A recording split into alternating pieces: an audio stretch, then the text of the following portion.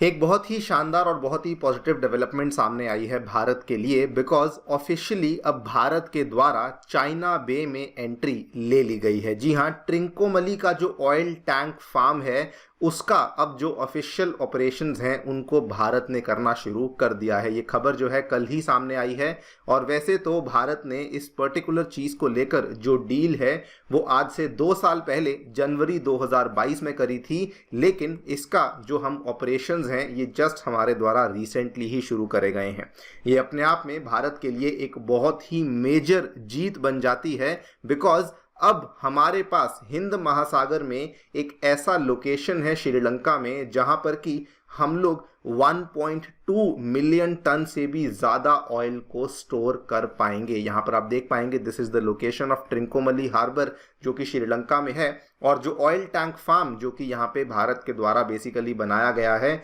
इसमें हम लोग 1.2 मिलियन टन्स ऑयल को स्टोर करने की क्षमता रखते हैं। बात करेंगे दोस्तों इस पूरी डेवलपमेंट के बारे में, इस डील के बारे में जो कि साइन हुई थी, और क्यों कहा जाता है कि ये वाली जो डील है ये भारत के लिए एक बहुत ही गेम चेंजिंग डील साबित हो सकती है, not just for India generally लेकिन ओवरऑल भी इंडियन ओशन रीजन के लिए कैसे ये हमारे लिए बहुत बेनिफिट्स ला सकती है। आइए शुरू करते हैं मेरे साथ। मेरा नाम है अनिरुद्ध। यदि आप लोग हमें फॉलो करना चाहते हैं, हमारे लेक्चर्स के अपडेट्स को प्राप्त करना चाहते हैं, तो यहाँ पर दिए गए टेलीग्राम चैनल्स के माध्यम से ऐसा कर सकते हैं। दोस्तों आगे बढ़ने से पहले आपको बताना चाहूँगा बहुत ही गर्व से कि अनअकैडमी के लर्नर्स ने इस बार फिर से यूपीएससी सिविल सेवा परीक्षा में बहुत ही शानदार परफॉर्मेंस दी है। टॉप 10 में 4 लर्नर्स हैं जो कि अनअकैडमी के साथ ही जुड़े हुए थे, एंड ओवरऑल पूरी लिस्ट में 315 से भी अधिक लर्नर्स हैं जो कि अनअकैडमी के साथ जुड़े हुए थे, अपनी तैयारी को अनअकैडमी के साथ ही कर रहे थे। अगर आप भी अपनी तैयारी अनअकैडमी के माध्यम से शुरू करना चाहते हैं तो अब हमारे जो ऑफलाइन सेंटर्स हैं वो नई दिल्ली के करोलबाग में, मुखर्जी नगर में और साथ में उत्तर प्रदेश के प्रयागराज में आ चुके हैं। और इन सभी सेंटर्स में हम लोग आपके लिए डेडिकेटेड सीसैट और एसे राइटिंग की क्लासेस, उसके साथ में इंटरैक्शन विद एजुकेटर्स जिसमें कि आप लोग डाउट सॉल्विंग और मेंटरशिप भी अवेल कर पाएंगे,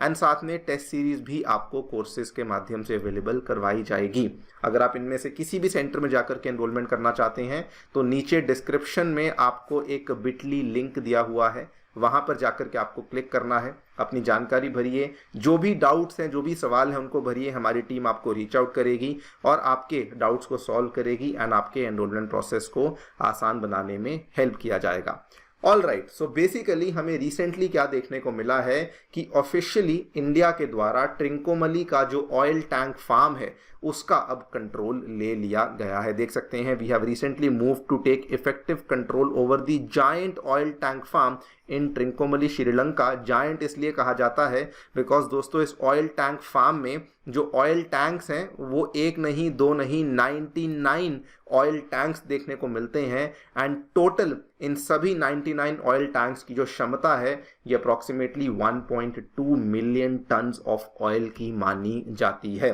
सबसे पहले आपको ट्रिंकोमली ऑयल टैंक्स के फार्म्स के बारे में थोड़ा सा बता दूं। ये आज से कई साल पहले जब दूसरा विश्व युद्ध चल रहा था उस टाइम पे ब्रिटिश गवर्नमेंट के द्वारा इस ऑयल टैंक फार्म को तैयार किया गया था, बिकॉज ये इंडियन ओशन के बीचों बीच था एंड उनका एजेंडा था कि वो एक रीफ्यूलिंग स्टेशन को यहाँ पे बनाना चाहते थे। और उस टाइम पे उनके द्वारा 99 स्टोरेज टैंक्स को यहाँ पे बनाया गया। हर एक स्टोरेज टैंक की कैपेसिटी लगभग 12,000 किलोलीटर्स की है, तो टोटल जो कैपेसिटी है वो हमें अप्रॉक्सीमेटली 12 लाख टन के आसपास, 1.2 मिलियन टन के आसपास यहाँ पे देखने को मिल जाती है। अब हुआ क्या था कि इंडिया की नज़र इस ट्रिंकोमली वाले ऑयल टैंक फार्म पे काफ़ी लंबे टाइम से थी। इनिशियली 2003 में आईओसी जो हमारी इंडियन ऑयल कॉरपोरेशन के नाम से पीएसयू कंपनी है, उन्होंने क्या किया, श्रीलंका में जाकर के अपनी एक सब्सिडरी को सेटअप किया लंका आईओसी के नाम से इस फार्म के ऊपर काम करने के लिए। लेकिन उस टाइम पे श्रीलंका के साथ हम लोग प्रॉपर डील नहीं कर पाए थे एंड कॉन्सिक्वेंटली हमें केवल 15 ही टैंक्स थे जो कि बेसिकली श्रीलंका के द्वारा अवेलेबल करवाए गए थे। लेकिन पिछले 2 साल पहले इंडिया ने नई डील को साइन किया और हमने जो नई डील साइन करी उसके तहत जितने भी रिमेनिंग टैंक्स थे उनको लेकर नेगोशिएशन यहाँ पे कंप्लीट कर ली एंड वी मेड श्योर कि सारे के सारे जो वहाँ पे ऑयल टैंक्स हैं वो इंडिया को अवेलेबल करवा दिए जाएंगे और हमारी जो आईओसी की सब्सिडरी है लंका आईओसी उनको ही यहाँ पर अवेलेबल करवा दिए जाएंगे। इसकी मैं आपको यहाँ पे एक चित्र दिखा देता हूँ।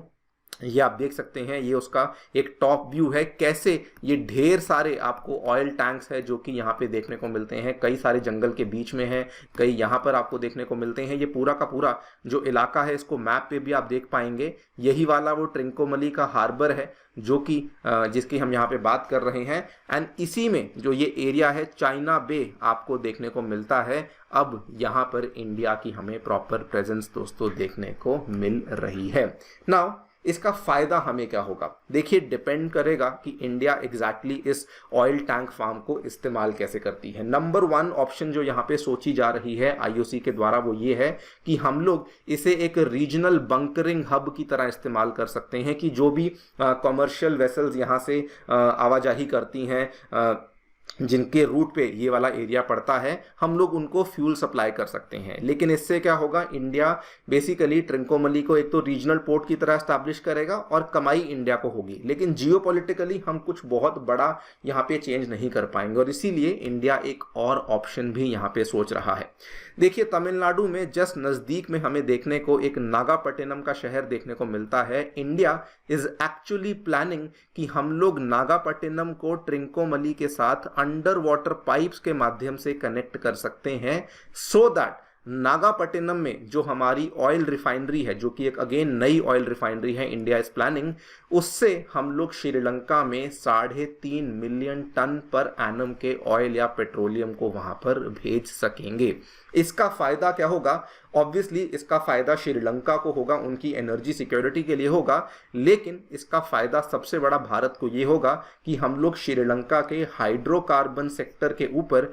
अपनी डोमिनेशन को सीमेंट कर पाएंगे, अपनी डोमिनेशन को इंश्योर कर पाएंगे और ऐसा करने से हम लोग बेसिकली चाइना को टक्कर दे पाएंगे बिकॉज चाइना भी हम्बनटोटा पोर्ट में $4.5 बिलियन लगा के एक ऑयल रिफाइनरी लेकर आना चाहता है और इसके माध्यम से हम लोग बेसिकली जो चाइना अपना इन्फ्लुएंस क्रिएट करने की कोशिश कर रहा है उसको यहाँ पे काउंटर कर पाएंगे। This is the new thing जो कि अभी इंडिया फिलहाल यहाँ पे सोच रहा है कि कैसे हम लोग उस ऑयल टैंक फार्म को